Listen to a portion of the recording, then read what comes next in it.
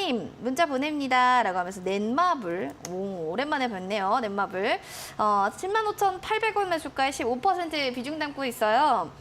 제가 오늘 급등했지만요, 아직도 손실 중입니다. 아이코 이럴 때 마음이 너무 아프죠. 대응 방안 알고 싶어요. 부탁드립니다. 라고 했는데, 대륙이 열리면서 내년 K게임이 이제 급부상할 거다라는 이런 얘기감이 있으면서 오늘 넷마블이 17% 급등으로 거래를 마쳤어요. 시장의 전문가는 이렇게 얼어붙었는데, 이런 관련주들은 뜨겁게 또 마무리를 하네요. 이런 거 보면 좀 기분 좋아요. 네, 어떻게 보면 이제는 중국 없이는 못 살 것 같습니다. 네. 중국에서 네. 무엇만 하면 이제 그런 리오프닝 관련주든 뭐 여행주든 뭐 지금은 이제 뭐 파노, 그다음에 뭐 OTT 관련 쪽으로 해서 뭐 중국에서 무업적인 부분이 좀 나온다라고 하면 이렇게 급등세가 좀 연출이 돼요. 근데 이렇다라고 하는 거는 테마적으로의 중소형주들이 조금은 순환매가 좀 계속해서 돌고 있다라고 좀 보여집니다.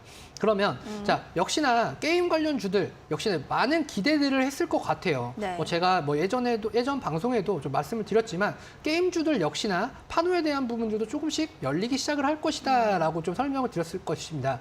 근데 이제 이 게임주들은 호불호가 좀 많이 갈립니다. 그쵸. 그러다 보니까 뭐 넷마블 같은 경우에 어저께 이제 파노에서 파노가 7개 정도가 이제 오픈이 됐는데 그 중에서 이제 3개 정도를 차지하게 되면서 넷마블이 시간의 상한가를 기록을 했고 오늘 역시나 강세로 좀 시작을 했습니다. 근데 다만 어느 정도 넷마블 같은 경우에는 좀 주가에 대한 부분들이 좀 많이 무겁기도 하고 시총에 대한 부분이 좀 크다 보니까 사실은 이러한 것들 자체가 넷마블의 주가를 좀 큰 폭으로 상승을 좀 견인하고 있지는 못하다라고 좀 보여집니다.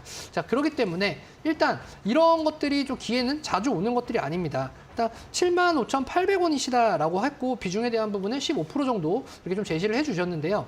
자, 지금 오히려 이런 부분이 조금은 종목에 대한 변경을 좀 해야 되는 시점이다라고 좀 보여집니다. 왜냐하면 현재 이러한 파노에 대한 이슈들이나 이런 것들이 없었다라고 한다면 계속 5만 원 정도에 되는 구간에서 조금만 갇혀 있었을 거다라는 생각이 좀 듭니다. 특히나 지금 이제 하단에 제가 이제 네모를 박스를 좀 쳤는데요.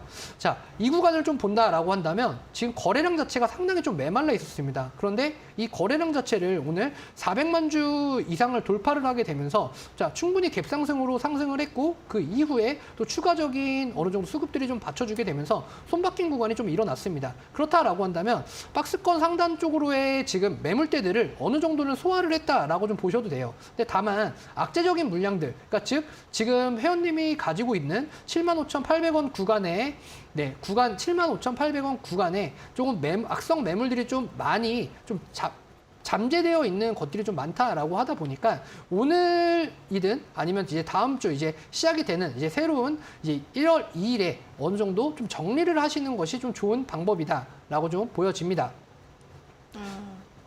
알겠습니다. 넷마블 또 종목이 이럴 때 사실은 좀 변경을 해야 된다라고 얘기를 하니까 잘 타점 잡아보시기 바라겠습니다. 일단 좀 수익까지 올라갔으면 너무 좋겠네요.